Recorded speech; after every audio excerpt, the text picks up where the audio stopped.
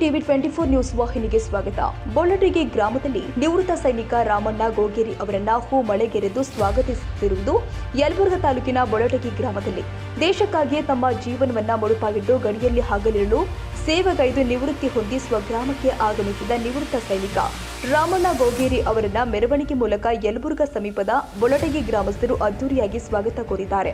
ಸೈನಿಕ ಗ್ರಾಮಕ್ಕೆ ಆಗಮಿಸ್ತಾ ಇದ್ದಂತೆಯೇ ಹೂಗಳಿಂದ ಅಲಂಕರಿಸಿದ ತೆರೆದ ವಾಹನದಲ್ಲಿ ಹೂ ಮಳೆಗೈಯುತ್ತಾ ಪಟಾಕಿ ಸಿಡಿಸುತ್ತಾ ಡಿಜೆ ಮೇಳಕ್ಕೆ ಕುಣಿದು ಕುಪ್ಪಳಿಸಿದ್ದಾರೆ.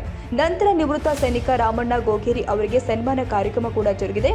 ಕಾರ್ಯಕ್ರಮದಲ್ಲಿ ಶಿಕ್ಷಕರು ಆದ ಮಂಜುನಾಥ ಗಾಣಗೇರಿ ಮಾತನಾಡಿ, ಸೈನಿಕರು ತಮ್ಮ ಜೀವನವನ್ನ ಪಣವಾಗಿಟ್ಟು ದೇಶದಲ್ಲಿ ಕಣ್ಣಲ್ಲಿ ಕಣ್ಣಿಟ್ಟು ಕಾಯ್ತಾ ಇರೋದ್ರಿಂದ ನಾವೆಲ್ಲರೂ ಕೂಡ ದೇಶದಲ್ಲಿ ಸಂತೋಷದಿಂದ ಬದುಕ್ತಾ ಇದ್ದೇವೆ ಎಂದರು. ಗ್ರಾಮ ಪಂಚಾಯಿತಿ ಮಾಜಿ ಅಧ್ಯಕ್ಷ ಮೋತಿಯಪ್ಪ ಯಗರಿ ಮಾತನಾಡಿ, ಯುವಕರು ದೇಶ ಸೇವೆ ಸಲ್ಲಿಸಲು ಮುಂದೆ ಬರಬೇಕು, ಇದು ಹೆಮ್ಮೆಯ ಕೆಲಸ ಎಂದರು.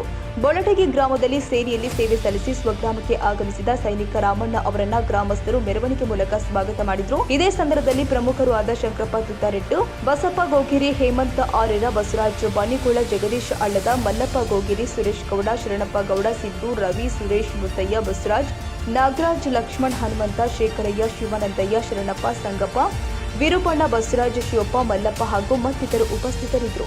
ಕಾರ್ಯಕ್ರಮದಲ್ಲಿ ಭಾಗಿಯಾಗಿದ್ದ ಸೈನಿಕರು ಹಾಗೂ ಗ್ರಾಮದ ಮುಖಂಡರು ಉಪಸ್ಥಿತರಿದ್ದರು. Doddabasappa Hakari, Yelburga, TV 24 news. ತಾಜಾ ಸುದ್ದಿಗಾಗಿ ಟಿವಿ 24 ನ್ಯೂಸ್ಗೆ ಸಬ್ಸ್ಕ್ರೈಬ್ ಮಾಡಿ ಮತ್ತು ಬೆಲ್ ಐಕಾನ್ ಒತ್ತಿ ತಪ್ಪದೇ ಲಿಂಕ್ ಶೇರ್ ಮಾಡಿ.